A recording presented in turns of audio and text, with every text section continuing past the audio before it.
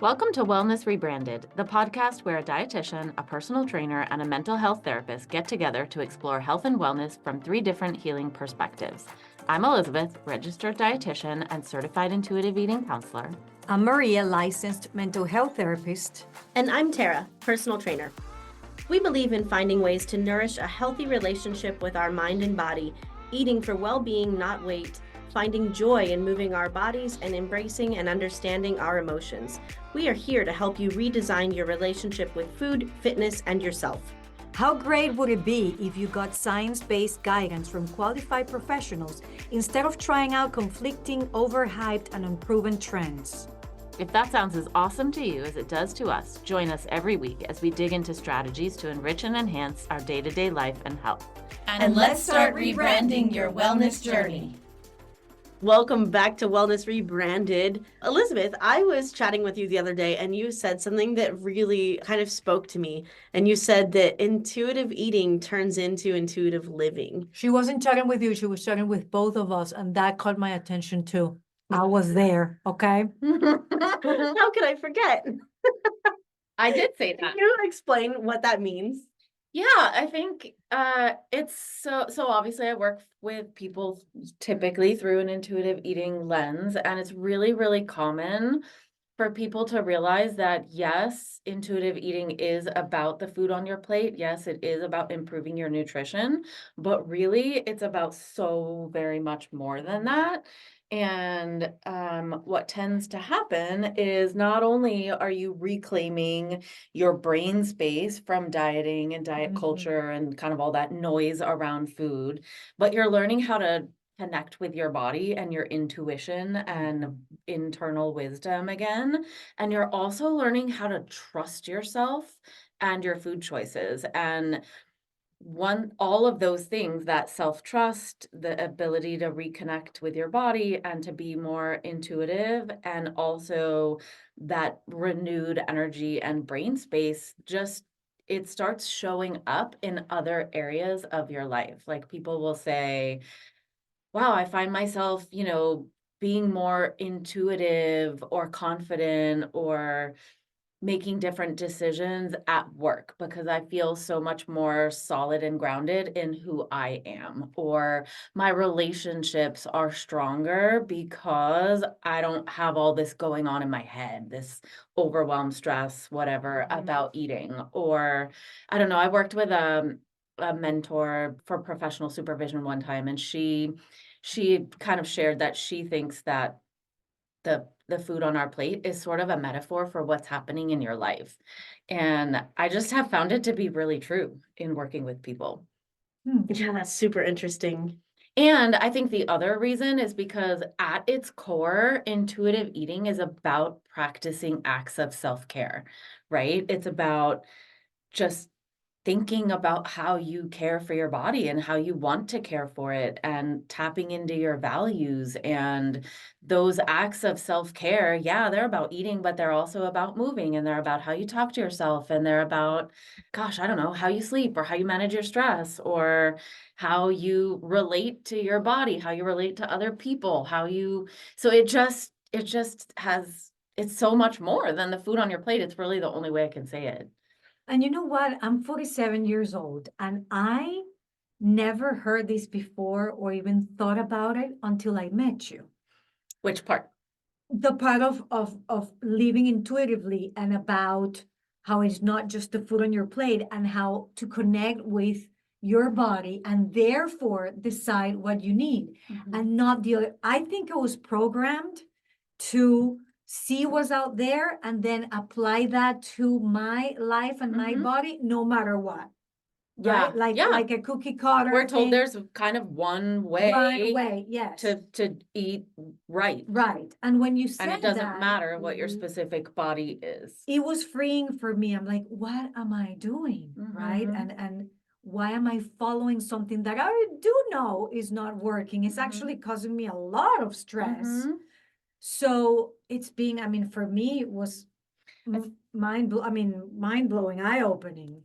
Yeah, and I think your choice of words was so appropriate, whether you did it on purpose or not, but programmed. I mean, we've all been sort of programmed in diet culture, and it is a process of deprogramming and unlearning and then reconnecting with yourself and then relearning a different, hopefully more effective way to go about promoting your health and your well-being and eating and nourishing your body and your soul. I feel like this is such a beautiful tool and skill set that you teach your clients because, like the world is heavy sometimes, right? Mhm. We've talked about this. And if you can clear the space to not worry about what's on your plate or how much is on your plate or what other people are thinking about your plate, if you can just kind of take all of that off your plate, like you have so much more room for like fun stuff.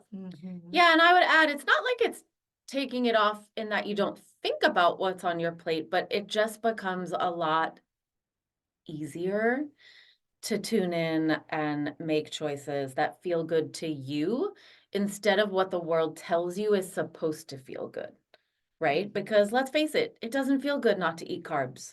I mean, first of all, our bodies need them, and most of us are going to feel pretty deprived if we don't have them. And yet, if you are out there listening to diet culture, you're going to be walking around thinking you're not supposed to be eating carbs. But you know what sells? Mm-hmm. Fear. Yeah. So we've been part of that And programming. false promises. Right. Mhm. And part of that programming is do not do this because it's going to mess you up in this and that way. Don't follow this. You have to do this. And we listen to it and genuinely we're in that search of living a better life. And what do I know? I'm not a registered dietitian. So my, lay people brain follows these things. And I'm like, oh yeah, let me believe this, that I should do it, just follow this path. But then you bring this notion that makes so much sense when it's presented to me, but also controversial. I imagine, like, how has it been? Have you found, like we were talking in a previous episode with Tara, sometimes that Yeah. wall in like, what do you mean I can eat anything I want? No, Yeah. like your brain goes to like error right away. I mean, yes, I'm sure there is controversy. I mean, I know there is controversy around it in the nutrition space, the idea of, having a weight neutral approach to food and health in and of itself is controversial. I think with intuitive eating, and by the way, I didn't create intuitive eating, obviously, I hope people know that.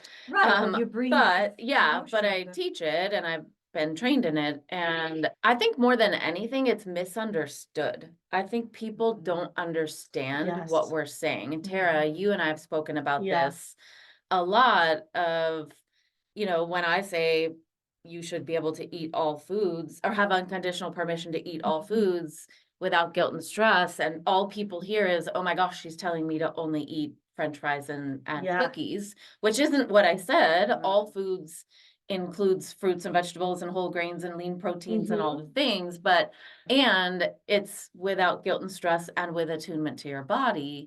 But so I think there's a lot of misunderstanding around it, and the idea that weight equals health is so heavily ingrained in our culture that just the act of sort of pulling those threads apart and separating it's a barrier for people.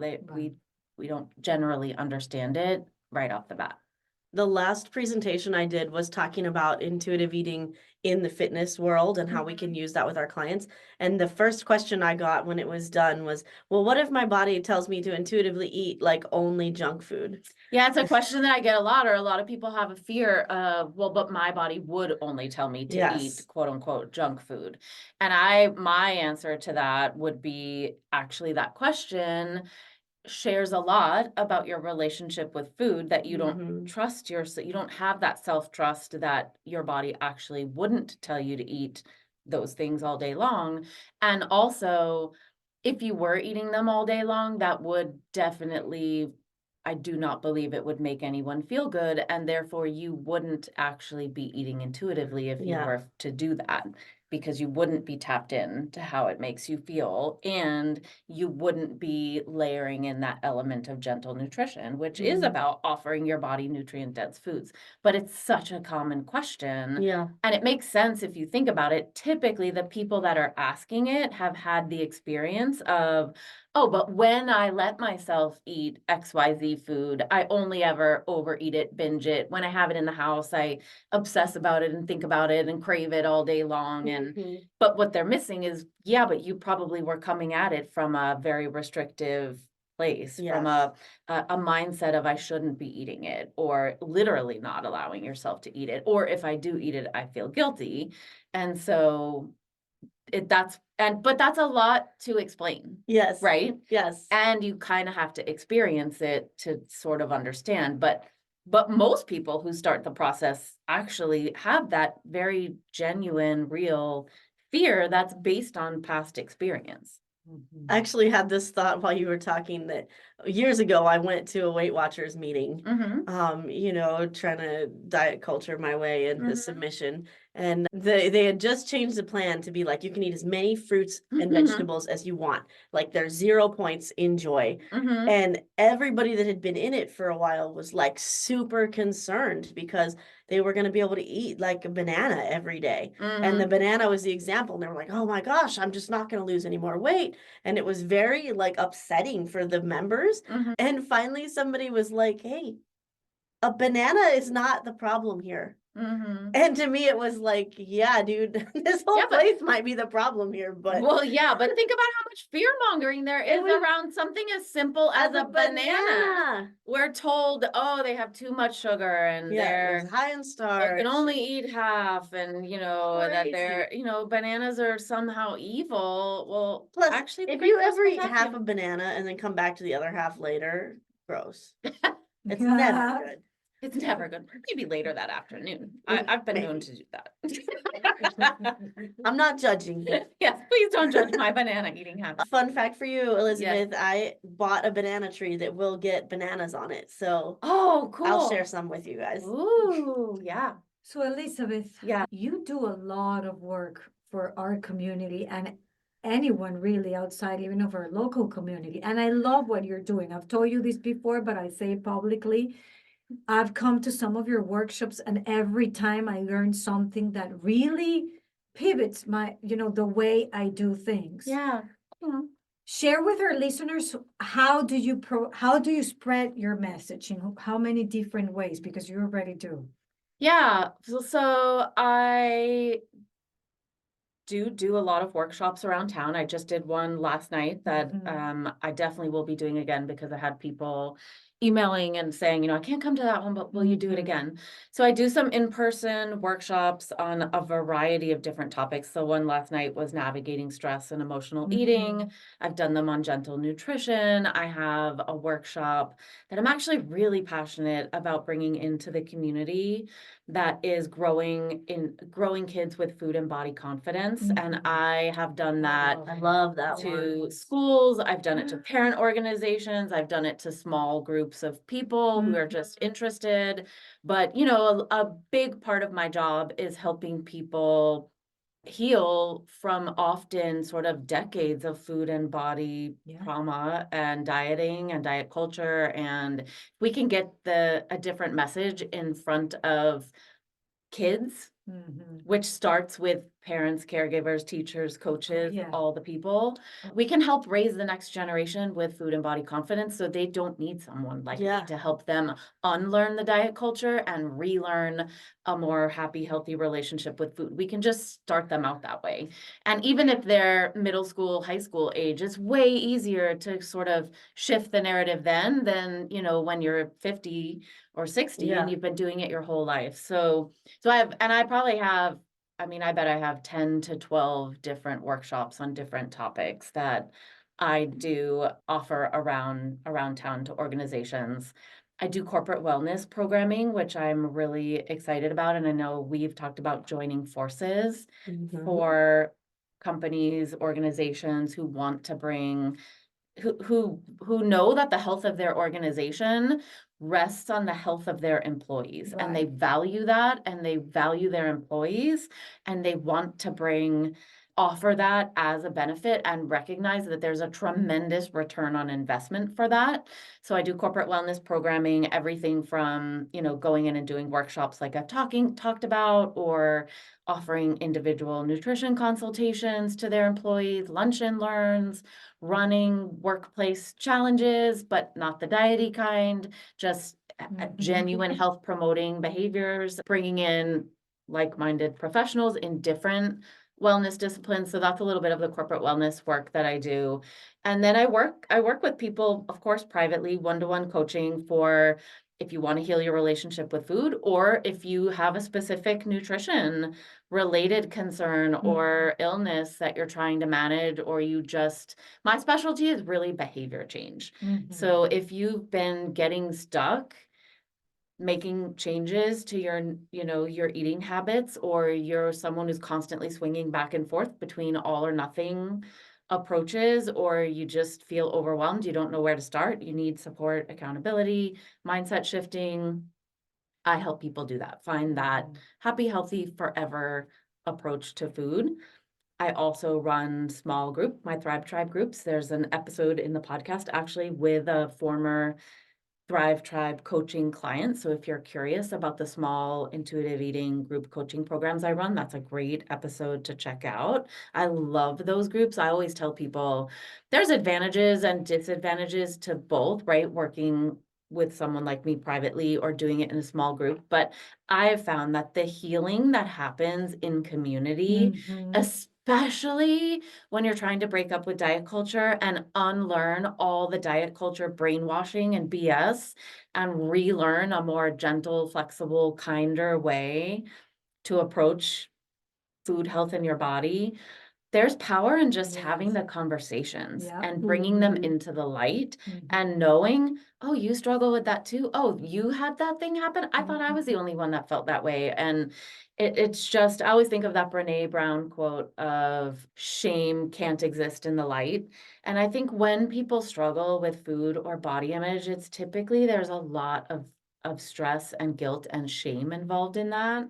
And when we can create a safe container to have vulnerable, real, and powerful conversations. I mean, Maria, you run small support groups on different things. It's just really, really powerful. So I love my Thrive Tribe groups. I'm the one facilitating them, and I feel like I leave energized at the end of the groups. And anybody can join these groups. It doesn't have to be local, right? It can Yeah, be they're virtual. anybody. Yeah, they're virtual, and they really are about your relationship with food. So yes. And how often do they start? So I only run them about 3 times a year. Okay. And what I would say is if you're out there listening and you're curious about them, send me an email and just ask to be put on the kind of wait list. Yes. It doesn't mean that you're opting into the group or obligated, but it means I'll be sure to send you information when the next one is coming out, and then we can chat and have a call, and you can see, if it's the right time and the right fit for you. But I feel like I'm forgetting something big that is a way for people to work with me. I can't remember what it is. Want to say the private sessions, they can be virtual as well. So anybody, anywhere. Yes. And have a session with you and start exploring or explore more these. Yeah, so I am licensed in various states. So definitely reach out and let's talk, and I'll let you know if that's appropriate. But I also offer meal planning sessions where we spend an hour and a half together, and I help you create 3 or 4 weeks worth of menus for lunch or dinner. And those can happen anywhere. Oh, I need that. You do. Come do it with me. They're super fun. I love seeing, I only do a couple a month because I just don't have time to do more of them, but I love hearing from the people. People are so energized. Everybody sends me pictures of what they're making and the recipes, and I don't know what they're eating. And it's just fun for me to see it come to life. So I like that. I do too. I don't know if anybody out there is listening and maybe thinking, oh, I would love to try that, but I would love my family members to come too. And then if I'm the only one coming, there's not going to be any change in the health of my family, there is. Because Mhm. I'm an example, and I've told you this before. My husband has never come to your workshops, but then every time I come to a workshop, I get home and I'm like, listen to what I learned. So that day I shared with him the hunger scale. Mhm. You gave us a handout, and I'm like, listen, it's about tuning in with your body and really eating to your satisfaction level when you're listening to your body. And then I told you the story that we went to a family event. We're having dinner. My kids, one of them say, I'm done. And Mhm. she didn't finish her food. And then this family member said something like, oh, your kids are not taught about the clean plate club. And my husband, who never said anything like, Mhm. oh, that's great that you're learning that. No, all I hear is, well, we're teaching our kids how to tune in with your bodies and listening to your bodies and just eat when they're full, not when the plate is clean or Mhm. not. And I was like, damn, girl, like yeah. Yeah, me too. Well, that's how I was when you shared that with me. And I love that for two reasons. One, it goes back to exactly what I was saying a minute ago, is that we have an opportunity to teach the next generation something different, and it's Yes. meaningful and it's powerful, and you're doing it in your Yep. household, and that's awesome. But also, what I love about this work, and I would invite anyone out there who, if you know that you're stuck in diet culture, that you've grown up kind of feeling like you're locked in this battle with food and your body, and you know it's not serving you, and you really want to heal your relationship with food, but you're scared. First of all, I understand that, and I send you so much love and compassion, and I genuinely get how Mhm. scary and intimidating it Mhm. can be. And also, I invite you to consider that perhaps you're not just doing it for yourself. Like, what I love about the work, and you deserve to do it just for yourself, but it has beautiful ripple effects. Yes. Yeah. So I imagine it like glitter, right? If, I have three kids, when glitter gets everywhere, Yeah. right? Yes. I kind of feel like that's how this work is. If I can help shift your perspective, and then you help shift your husband's perspective, and your husband Yeah. help shift his father-in-law's perspective, and together you're shifting your children's perspective, like that has this butterfly effect, and it does change communities. Or I Absolutely. think about our friend Mhm. Alice Ann and the Leading Ladies community, which is a group that's both local and virtually, and there's 7,000, women in there. On Facebook. Mhm. Yeah, and her deciding after working with me and kind of on her own journey of healing her relationship with food, and then deciding to go out to her community and make it a weight neutral space. Mhm. Like, oh my gosh, I what love that. what an amazing ripple effect of Yes. that work, right? Of course, it impacted her family too, I'm sure, but like 7,000 people and Mhm. everyone who's joining that organization every day Mhm. are now getting a different message. The weight And neutral glitter is getting sprinkled everywhere. Mhm. yeah, well, and just the genuine health promoting whole health message Mhm. and self-care, right? Which is what lights me up, that whole thing. I But have to say, my family too, like my husband and son both talk about Miss Elizabeth all the time. Yeah. And, like Marcus will reference his like hunger and fullness cues, like Mavs will ask for something and then immediately be like, I don't want it.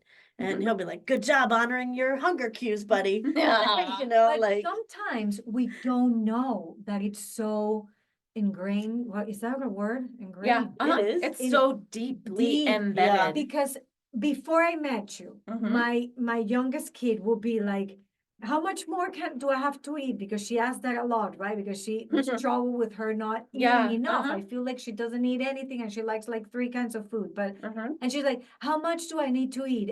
Before I met you, I would have said the whole thing or 5 more bites. And then you see in her face, that's how I grew up, sitting in on the dinner table. Everybody's done, and here I am because Maria, you have to finish 3 more bites. And there I am feeling like, now that I've met you and learned what I've learned, how much more do I have to eat? My answer is, what is your tummy saying? What is your Mhm. body telling you? How many bites will be okay? And it was hard because I'm like, oh, Because you're worried be about her. inside. I just want to eat the whole thing.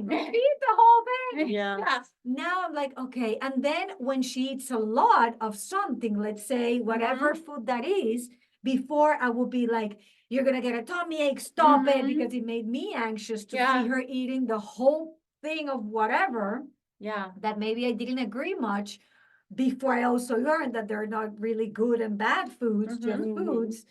Now it's like, hey, sweetie, remember to tune in with your body. Is your tummy okay with having that? Or do you wanna, so I make it about have a Mhm. talk with your body. And Mhm. then, and she's 10 and she's starting to, at least I'm giving her the tools for her to start tuning in and follow this journey on Yeah. her own. of And her there's no body. more of that battle going There's on, no which more by of the way, that you're battle. going to lose anyway, because you can't Yes. force her to eat Yeah. or not No, eat. and I'm the one anxious, Yeah, like, in a exactly. bad mood at the end. She Yeah. goes back to her room like, dee, and I'm like, oh, she didn't eat enough, she didn't. I'm a bad mother. It's a whole. Yeah. I love this thing. because I was literally born into diet culture, like Mhm. many of us were. Like All my of us. parents looked at me in the hospital and saw my chubby legs, and my nickname to this day is TT because it stands for thunder thighs. So like diet culture has been a part of my life since day one. Mhm. So sorry. And I'm over it at this point, but thank you. Like, I feel like we're creating this movement here Mhm. and this community of people who are saying, no, I don't want my kids to grow up like that. Yeah, I want something I better. want something better for myself and for my family, and this is how we're doing it. So if you want to be a part of the community, thank you for listening. You already are. Join us on Instagram because that's where we're continuing the conversation, and sign up for our email list because we want to continue this conversation with you offline as well. And share your experiences in diet Yes. culture and your experiences trying to break free of it. Connect And with that's us. the purpose of this podcast too, Yeah. is really to offer another way to look at things and invite people to open their mind to unlearning Mhm. these programming that we've grown up with. Mhm. And just because many of us have been programmed that way doesn't make that programming a good thing to have. Mhm. Right. We have control over the information that we consume or not, and what we practice and what we don't. We do have control over that. Mhm. So Elizabeth, how can people get in touch with you and become part of your tribe and even maybe schedule a session with you, which I strongly recommend? Oh, thank you. Well, a couple different ways. First of all, if you're not already a part of my Health and Healing with Intuitive Eating community on Facebook, Mhm. come join. That really is, you know, we have our Wellness Rebranded community, but that's my Health and Healing with Mhm. Intuitive Eating community. I'm super protective of it. I love it. I connect with all sorts of people in there. It's great. It's Yes. awesome. It is a diet culture free safe space in our little corner of Facebook. So come connect with me there. And if you want to chat with me, really for any of the offerings that I talked about, you can go to my website, Beautiful elizabethharrisnutrition.com. website. Thank you. There's a blue button at the top. It says book a strategy session. It's free. It's just an opportunity for us to chat for 20 minutes. You can Mhm. share what it is that, you're struggling with, what your goals are. It's a no pressure conversation, but it's really just an opportunity for me to learn about kind of maybe what you're looking for and for you to learn about how I may be able to help you. So I invite anyone out there who's maybe been on the fence or heard something that I shared today and you want to know more about it, or really any of those services. That's probably the best way, or shoot me a DM or an email. Love All it. my info's in the show notes. Elizabeth, professionally, you are amazing, but I think we all want to get to know you personally. Not only that, she's very smart. It's obviously the smartest of all of us. FYI for our listeners, recently we heard that Elizabeth was very smart, meaning the smartest of the three. So, okay, we take it. It's okay. I'm open-minded. But you're so funny. Right, I was the funny one, so And I wasn't even given a thing. it's not. But no, you're the hype man. We've self-appointed Tara the hype man. Woo woo! Anyway, So, 2 truths and a lie. I want to know a little bit about you as a human being, not as the guru. of All right. Well, things. Tara blew one of my things in the last episode, and I'm really not that interesting of a person. come on, So, it's you. let me think. 2 truths and a lie. I'm still gonna guess it, so, but go ahead. Okay. I used to be a tap dancer and a ballet dancer That's At not a happening. jazz queen. No, I think that's all true. no, she said 20,000 times like she and dancing is not. That's number one. Number two, I've lived in Russia twice. Whoa. That's not true either. Number three, She lived once, uh, twice. number three, That's the truth. Think of your truth. Oh, there's two truths and a lie. I always get it wrong. number three, I got married when I was 22 years old. Easy peasy lemon squeezy. I don't think you've lived in Russia twice. She did get married at 22, so that's a truth. And Easy she's a peasy. dancer, even though she says she's not a dancer. No. She is. I thought it was only ballet, tap, and jazz. You're looking at my two left feet, maybe. Maria. Okay, I say the lie is the dancing. I say the lie is Russia twice. I think she's only lived there once. We know she's lived there once, yes, and that she speaks Russian in case our listeners didn't know. Wait, you think it's Russia and you think it's dancing? Yeah, I guess let's go with that. Oh, wait a second. I screwed this up. I told you all true things. And you're the smart one, right? The smart one that worked here. I Wait, can't- Uh, I You can't believe I lived in did that. Russia twice? Yes, I studied abroad there for a summer when I was in college, and then I moved there with my husband the year after we got married. Wait, And I you- was a dancer. I was not athletic. What happened? Well, I'm With your getting ready to dancing? tell you, I was not athletic as a child, and nor was I a very good dancer, but I did take dance lessons for 14 years. Ballet, tap, jazz, point, I did it all, but I sucked at it. You would die laughing. For 14 years? Uh-huh. Why would you do it for 14 years if you sucked at it? Did you enjoy it at Because least? it was fun, Maria. Oh, okay, I'm just making sure you weren't like forced by your parents. No, at least no, for I'm sure the only 14 thing that was years. forced about that was my brother was forced to come to my recitals, and he still talks about how terrible it was to this day. No, I wasn't forced. Could you end this episode in Russian? Like, can you say bye, listeners? But До yeah, свидания. До свидания. I don't know what that is. What is That's it? goodbye. How did you know? My dad speaks Russian.